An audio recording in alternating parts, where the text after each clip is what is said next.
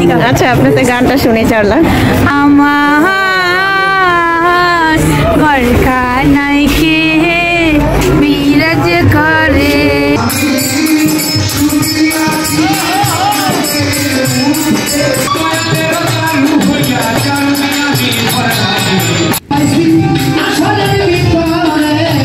দর্শক আসসালামু আলাইকুম। STR RZ চ্যানেলের পক্ষ থেকে জানাচ্ছি স্বাগতম। দর্শক আমি এখন রয়েছি কদমপুর দরবার শরীফ। এটি হলো কদম আলী মস্তান রহমাতুল্লাহ আলাইহের দরবার শরীফ। ওনার বার্ষিক উরুস মাহফিলে দূর দূরান্ত থেকে ভক্তবিন্দুরা চলে আসেন এই মিলন মেলায়। চলো মিলন মেলাটা ঘুরে দেখো।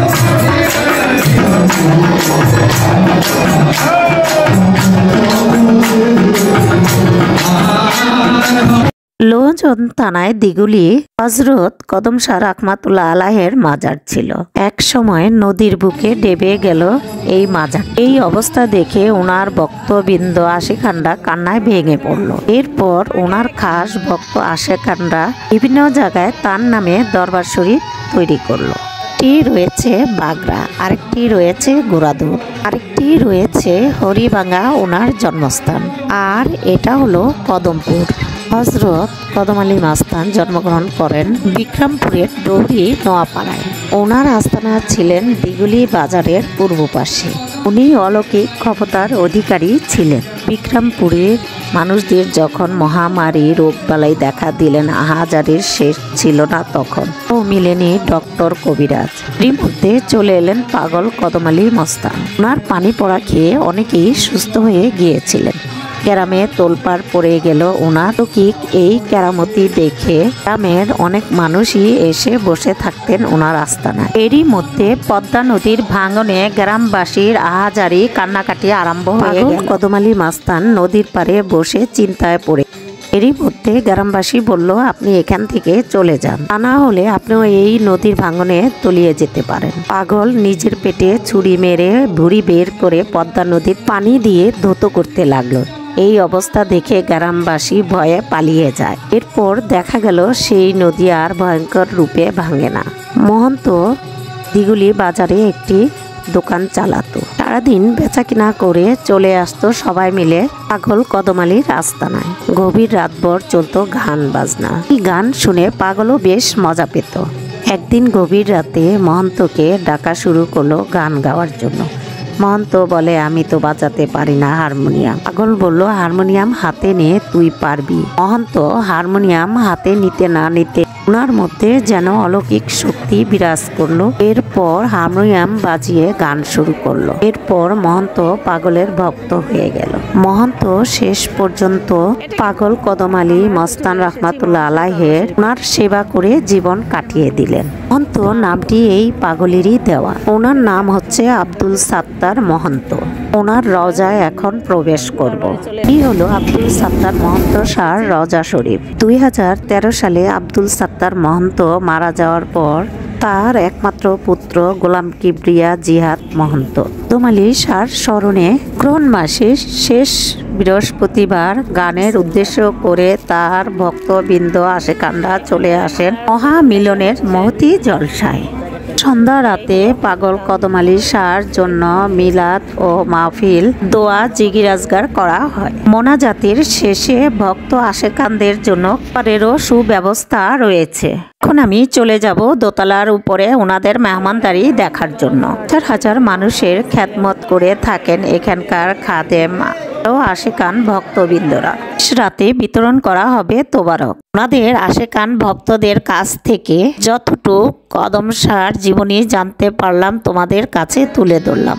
আমার ভুল ত্রুটি হলে আপনারা ক্ষমার দৃষ্টিতে দেখবেন। আমরা সবাই আল্লাহর বান্দা, আল্লাহ ছাড়া কোনো মাবুদ নেই। পীর, পেগাম্বর, ওলি, আউলিয়া, গাউস, কুতুব আল্লাহ পাঠিয়েছেন। ওনাদের স্মরণে আমরা দোয়া মাগফিরাত কামনা করতে পারি। শিরকি কাজ থেকে আপনারা সবাই দূরে থাকবেন। আমি এখন এখানকার কিছু পাগলের মুখের কথা শুনবো।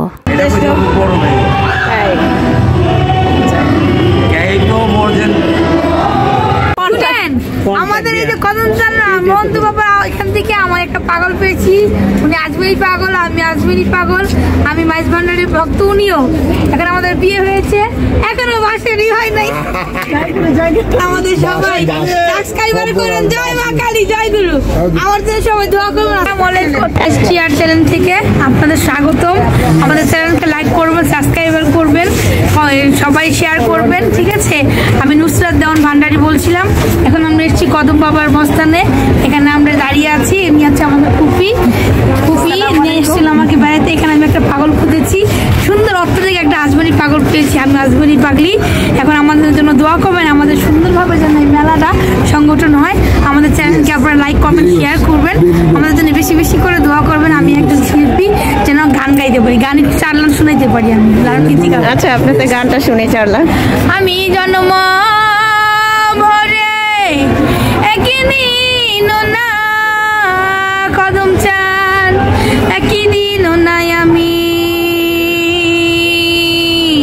দেখলাম তারে। আমন্ত বাবা আমার ঘর খানায় কে বিরাজ করে, ঘর খানায় কে বিরাজ করে, নড়ে চড়ে ঈশান কোণে দেখতে পাইনে সাধু হে নয়নে, নড়ে চড়ে ঈশান কোণে দেখতে পাইনে সাধু নয়নে।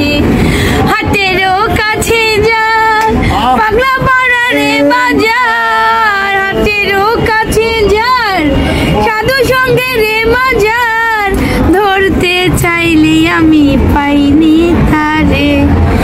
আমার ঘর কাহানায় লালন ফকির, আমার মোতালেব শাহ বাবা আউলিয়া কদম মস্তান, আমার রশিদ চাঁদ বিরাজ করেন। ধন্যবাদ।